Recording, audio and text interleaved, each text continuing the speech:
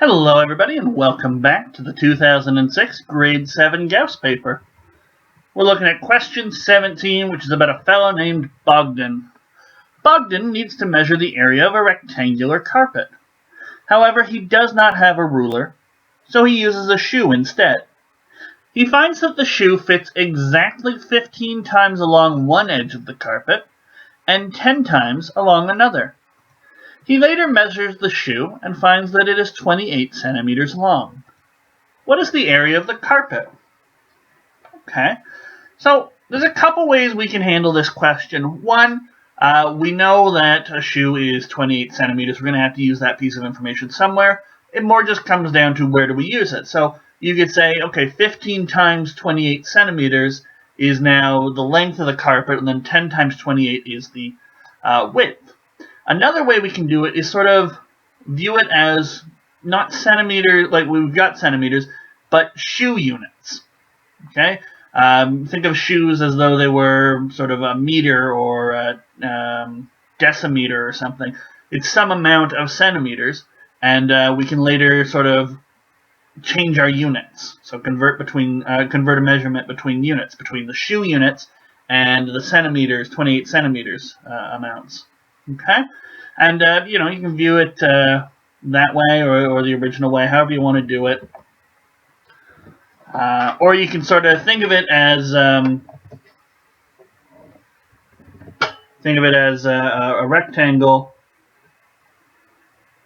that was 10 by 15, and then we're blowing it up. We're multiplying each side by 28.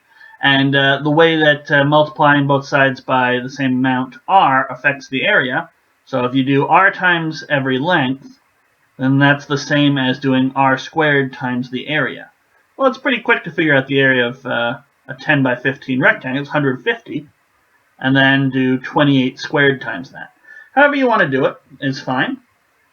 I think I'm going to do it with the shoe units method. So our carpet is 10 shoes by 15 shoes.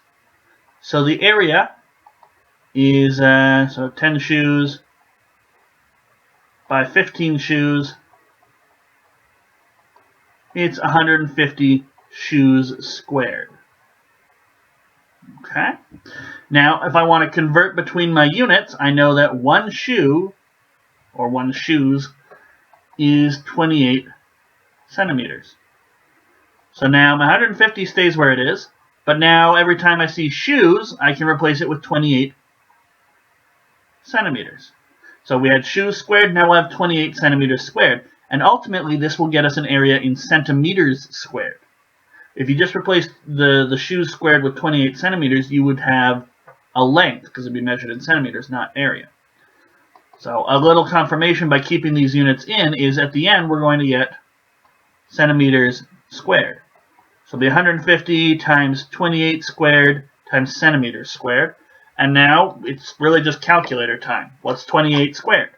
And you might know it, or you might just need to grab your calculator. I've grabbed mine. It's 784. So we have 150 times 784 centimeters squared. So 784 times 150. And I get 117,600 centimeters squared, and that should be one of the answers. Yeah, there it is. It's E. So that's the area of the carpet. Okay. Kind of an interesting question, especially if you view it as we've introduced a brand new type of units, a brand new way of measuring things. Shoes. So that's why I chose to do that method. Of course, you could do the other two methods that I said, do the 10 by 15 and then multiply the whole thing by 28. I mean, that's ultimately what we did, but you can view that as sort of scaling up a rug rather than changing units. Or you could figure out the length and width in terms of centimeters first and then do your calculation, substituting in one shoe equals 28 centimeters earlier before the area calculation. That's 3 different ways to do it. I don't know. There might be more. Let me know if you've had a different way to do it. Or, yeah, that's about it. So what question is next? I gotta go back and check. That was 17, so we've got question number 18 up next. Thank you guys for watching, and I will see you next time.